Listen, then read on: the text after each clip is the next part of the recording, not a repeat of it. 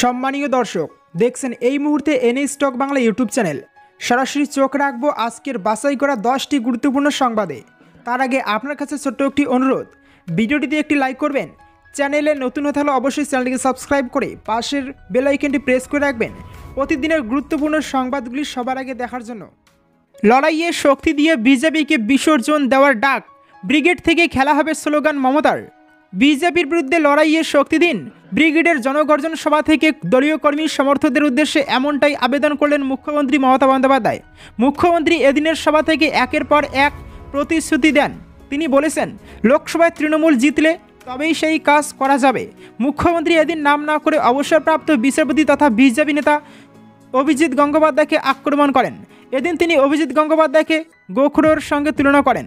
তিনি বিচার ব্যবস্থাকে হাত জোর করে বলেন, মানুষ সেখানে যায় বিচার পেতে, দয়া করে তারা যেন বিজেপির চেয়ারে না বসে।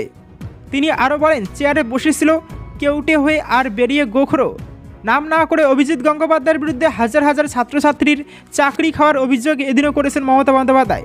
তিনি বলেছেন, তোমাদের বিচার হবে, জনগণ বিচার করবে। প্রসঙ্গত, বিজেপিতে যোগ দেওয়ার পরেই শিলিগুড়ির কাছে কাওয়াখালীতে প্রধানমন্ত্রীর সভায় প্রথমবার ভাষণ দেন অভিজিৎ গঙ্গোপাধ্যায়। সেখানে তিনি নো ভোট টু তৃণমূল এর আবেদন করেন।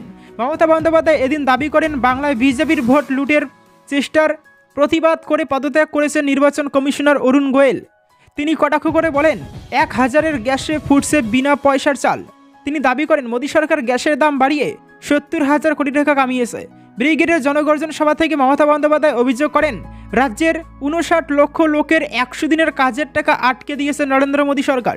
2 বছর ধরে বাড়ি তৈরির টাকাও আটকে রেখেছে মোদী সরকার। তিনি এ ব্যাপারে প্রধানমন্ত্রী মোদীর তথ্য দেওয়াকেও চ্যালেঞ্জ করে বলেন, মোদীবাবু তথ্য যাচাই করুন। মুখ্যমন্ত্রী মমতা বন্দ্যোপাধ্যায় এদিনের ব্রিগেডের সভা থেকে একের পর এক প্রতিশ্রুতিও দেন। তিনি বলেন, যদি 1 মের মধ্যে কেন্দ্র বাড়ি তৈরির টাকা না দেয়, তাহলে রাজ্য সরকার 11 লক্ষ লোকের বাড়ি তৈরির টাকা দেবে। গঙ্গাসাগর সেতু এবং ঘাটাল মাস্টার প্ল্যান রাজ্য সরকার রূপায়ণ করবে বলে আশ্বাস দেন তিনি। বলেন, পাহাড় রাজবংশী ও মতুয়াদের সঙ্গে রয়েছে। এদিন মমতা বন্দ্যোপাধ্যায় ফের একবার হুঙ্কার ছেড়ে বলেন, রাজ্যে কোনোভাবেই এনআরসি মেনে নেওয়া হবে না। আজ ট্রেলার দেখালাম সিনেমাটা নির্বাচনে চিৎকার হুঙ্কারে ব্রিগেড কাঁপালেন অভিষেক বন্দ্যোপাধ্যায়। রবিবাসরীয় ব্রিগেডের জনজোয়ার। লোকসভা নির্বাচনের আগে মাত্র 12 দিনের ঘোষণায় কলকাতার ব্রিগেড প্যারেড গ্রাউন্ডে বিশাল সমাবেশ রাজ্যের শাসক দলের। ভরা ব্রিগেডে আসন্ন লোকসভা নির্বাচনের আগে কর্মী সমর্থকদের চাঙ্গা করতে আগাগোড়া আক্রমণাত্মক ভাষণ দিলেন দলের সর্বভারতীয় সাধারণ সম্পাদক অভিষেক বন্দ্যোপাধ্যায়। ব্রিগেডের জনপ্লাবন দেখে তৃণমূল সাংসদের মন্তব্য, আজ ট্রেলার দেখালাম সিনেমাটা নির্বাচনে বাংলার মানুষ দেখিয়ে দেবে। শুধু এ কথাই নয়, নাম না করে এদিন প্রাক্তন বিচারপতি অভিজিৎ গঙ্গোপাধ্যায়কেও এদিন নিশানা করেছেন অভিষেক বন্দ্যোপাধ্যায়। আসন্ন লোকসভা নির্বাচনের মুখে ব্রিগেডে জনগর্জন সভার ডাক দিয়েছেন অভিষেক বন্দ্যোপাধ্যায়। মাত্র 12 দিনের ঘোষণায় ব্রিগেডের সভা তৃণমূলের এই সমামঞ্চ থেকেই এদিন প্রধানমন্ত্রী নরেন্দ্র মোদী, অমিত শাহ ও বিজেপিকে নিশানা করে তুমুল হুঙ্কার অভিষেকের। অভিষেক বন্দ্যোপাধ্যায় বলেন, ভোট ইডি সিবিআই দেবে না, ভোট দেবেন মানুষ।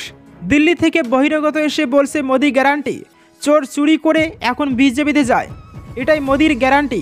2014 এর আগে বলেছিলেন, আমি প্রধানমন্ত্রী হলে প্রত্যেক ভারতীয়র অ্যাকাউন্টে 15 লক্ষ টাকা দিয়ে দেব। কেউ পেয়েছেন?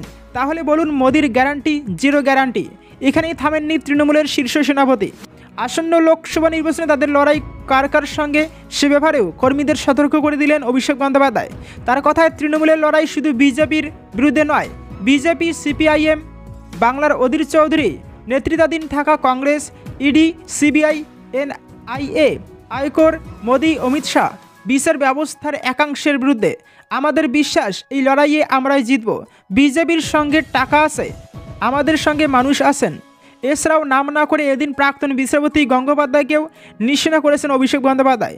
এ প্রসঙ্গে তার তীর, এখন চুরি করেই বিজেপিতে যাচ্ছে, এখন বিচারপতিকে উত্তরীয় পড়াচ্ছে চোরেরা। 10 বছরের অত্যাচারের হিসাব হবে তৃণমূলের বিজেপি বিসর্জনের পাল্টা সন্দেশখালীতে শুভেন্দু। ব্রিগেডের মেগা র্যালি থেকে বিজেপি বিসর্জনের ডাক দিয়েছে তৃণমূল কংগ্রেস। পাল্টা রবিবার সন্দেশখালীকে হাতিয়ার করে দলীয় জনসভায় তৃণমূলকে উৎখাতের ডাক দিলেন শুভেন্দু অধিকারী। তার হুঁশিয়ারি, তৃণমূল জমানায় 10 বছর ধরে চলা অত্যাচারের হিসেব হবে এবার।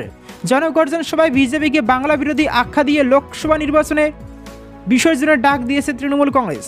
বিজেপিকে টার্গেট করা হয়েছে। বাংলার বিরুদ্ধে বিজেপি সরকারের আর্থিক বঞ্চনা, বাংলার মনীষী ও সংস্কৃতির প্রতি বিজেপি অবজ্ঞা এবং কেন্দ্রীয় এজেন্সিকে হাতিয়ার করে দেশের যুক্তরাষ্ট্রীয় পরিকাঠামো নষ্টের চেষ্টার অভিযোগ তুলে পাল্টা সন্দেশখালীর প্রসঙ্গ তুলে নারী নির্যাতন সহ একাধিক অভিযোগে সিবিআইয়ের হাতে যাওয়া স্থানীয় তৃণমূল নেতা শেখ শাহজাহানের নাম করেন শুভেন্দু।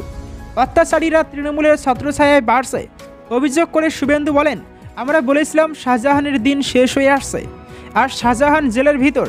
তবে শুধু শাহজাহানকে একা জেলে পুরলে হবে না, জিয়াউদ্দিন আলমগীরদেরও জেলে পুরতে হবে। সারা বাংলায় অন্তত 25 থেকে 30টা সন্দেশখালী রয়েছে। বিজেপি শেষ রক্তবিন্দু দিয়ে শাহজাহানের মতো মমতার আলালের ঘরে দুলালদের বিরুদ্ধে লড়বে। একই সঙ্গে তার হুঁশিয়ারি, গত 10 বছরে যত অত্যাচার হয়েছে সব হিসাব হবে। এছাড়াও বামেদেরও খোঁচা দিয়ে শুভেন্দু বলেন, এই শাহজাহান সিপিএমের তৈরি, ফলে সিপিএমের কোনো অধিকার নেই শাহজাহান প্রসঙ্গে কথা বলার। শুভেন্দুর নিশানায় ছিলেন তৃণমূল নেত্রী মমতা বন্দ্যোপাধ্যায়ও। তিনি বলেন, সন্দেশখালী জ্বলছে আর চোর মমতা হাসছে। সন্দেশখালীর জিহাদিদের বিরুদ্ধে এখানকার মা বোনেরা যে ভূমিকা নিয়েছেন তার জন্য 100 কোটি প্রণাম জানাই।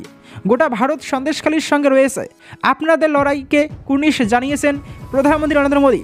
অথচ 2 মাস হয়ে গেল এখনও এখানে আসেননি মমতা বন্দ্যোপাধ্যায়। তিনি বিজেপি নেতা বিকাশকে জেলে খাটিয়েছেন, এখানকার মায়েদের উপর পুলিশ দিয়ে অত্যাচার করিয়েছেন। আসন্ন লোকসভা নির্বাচনে এর জবাব দিতে হবে। শুভেন্দুর পাশাপাশি এদিন সন্দেশখালীর মঞ্চে বিজেপির রাজ্য সভাপতি সুকান্ত মজুমদার বলেন, অলিম্পিককে চুরি রাহাজানির কোনো খেলা থাকলে আমি নিশ্চিত গোল্ড মেডেল জিতত তৃণমূল। শাহজাহান প্রসঙ্গে তিনি বলেন, রাজ্য পুলিশ যখন ক্রিমিনালটাকে ধরল আপনারা দেখেছেন কেমন বিচ্ছিন্ন দেখিয়ে বুক ফুলিয়ে হেঁটে যাচ্ছিল শাহজাহান। এখন সিবিআইয়ের হেফাজতে যেতেই সন্দেশখালীর বাঘ ঘেয় কুকুর হয়ে গিয়েছে। সব উলট পালট, ইউসুফ থেকে রচনা। 42 আসনের তৃণমূলের প্রার্থী কারা, প্রকাশ হলো তালিকা। লোকসভা নির্বাচন শিওরে, নির্বাচনী নির্ঘণ্ট এখনও ঘোষণা না হলেও রাজ্যে ভোটের দামামা বেজে গিয়েছে। ইতিমধ্যেই প্রথম তালিকা প্রকাশ করেছে বিজেপি। রবিবার ব্রিগেডের জনগর্জন সভা থেকে প্রকাশ পেল লোকসভা নির্বাচনে তৃণমূলের প্রার্থীদের নাম। প্রত্যাশা মতোই পুরনো মুখের পাশাপাশি একাধিক নতুন মুখের নাম রয়েছে তালিকায়। কোচবিহার কেন্দ্র থেকে তৃণমূলের হয়ে লড়বেন জগদীশ বর্মা বসুনিয়া।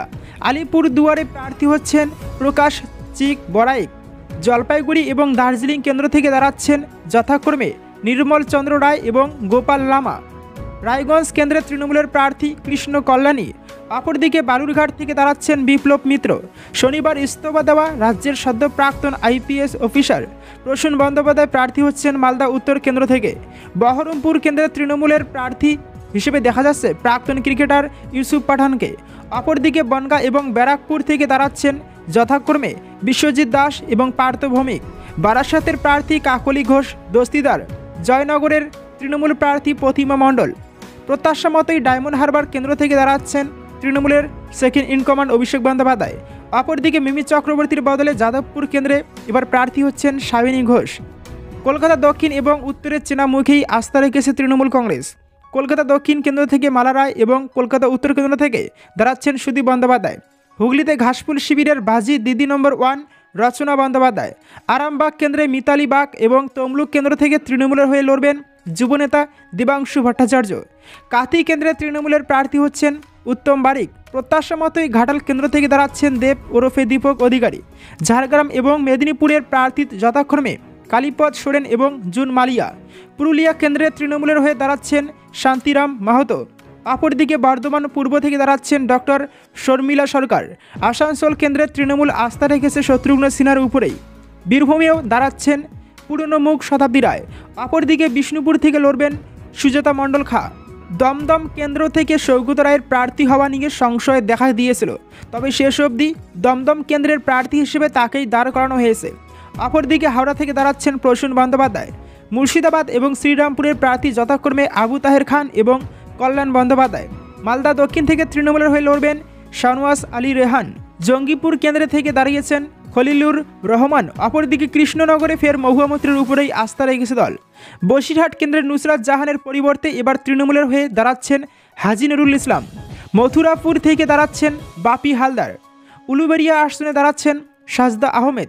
বর্ধমান দুর্গাপুর আসন থেকে লড়তে দেখা যাবে প্রাক্তন ক্রিকেটার কীর্তি আজাদকে। বাঁকুড়া থেকে দাঁড়াচ্ছেন অরূপ চক্রবর্তী। রানাঘাট থেকে এবার তৃণমূলের প্রার্থী হচ্ছেন প্রাক্তন বিজেপি নেতা মুকুটমণি অধিকারী। শিশির অধিকারী, দিবেন্দু অধিকারী সহ মোট 7 জন বিদায়ী সাংসদ এবার তৃণমূলের টিকিট পাননি। দুই ভূমিপুত্রের লড়াই, বালুরঘাটে মুখোমুখি সুকান্ত বিপ্লব। বালুরঘাট লোকসভা কেন্দ্রের দুই ভূমিপুত্রের লড়াই। তৃণমূলের প্রার্থী তালিকা প্রকাশ হতেই দেখা গেল বড় চমক। প্রথমে অনুমান করা হচ্ছিল প্রাক্তন আইপিএস প্রসূন বন্দ্যোপাধ্যায়কে টিকিট দিতে পারে ঘাসফুল শিবির। এক্ষেত্রে কিন্তু তা হলো না। প্রসূনকে টিকিট দিল তৃণমূল, কিন্তু মালদহ উত্তর কেন্দ্রে। বরং বিজেপি রাজ্য সভাপতি তথা বালুরঘাটের সাংসদ সুকান্ত মজুমদারের বিপক্ষে ক্রেতা সুরক্ষামন্ত্রী বিপ্লব মিত্রকে প্রার্থী করে কার্যত চ্যালেঞ্জ ছুড়ে দিল তৃণমূল কংগ্রেস। বালুরঘাটের চরিত্র বরাবর বিপরীতমুখী। 2011 সালের বিধানসভায় যেবার প্রথম বিধানসভা জিতে রাজ্যের ক্ষমতায় আসেন মমতা বন্দ্যোপাধ্যায়, সেবার নিজের কেন্দ্র হরিরামপুর থেকে ঘাসফুল প্রতীকে জয় পেয়ে বিধায়ক হন বিপ্লব মিত্র। কিন্তু এরপরেই আবার 2016 সালে সিপিআইএমের রফিকুল ইসলামের কাছে হেরে বসেন তিনি। 21-এর বিধানসভায় সবাইকে ছাপিয়ে উঠে আসেন বিপ্লব, বিধায়ক হন আবার হরিরামপুরের। মাঝে 19 সালেই আবার বিজেপিতে যোগ দেন বিপ্লব। অর্পিতা ঘোষকে টিকিট দেওয়ায় অখুশি হন তিনি, এমন খবরই চাউর হয় সে সময়। 2014 সালে দেশের ক্ষমতায় এলেও গেরুয়া হওয়া বাংলায় তীব্রভাবে বয় 19-এর লোকসভায়। সেবারই বালুরঘাট কেন্দ্র থেকে তৃণমূলের অর্পিতা ঘোষকে 33,000-এর বেশি ভোটে হারিয়ে প্রথমবার জন্য সাংসদ হন সুকান্ত মজুমদার। এরপর পান রাজ্য সভাপতির দায়িত্ব।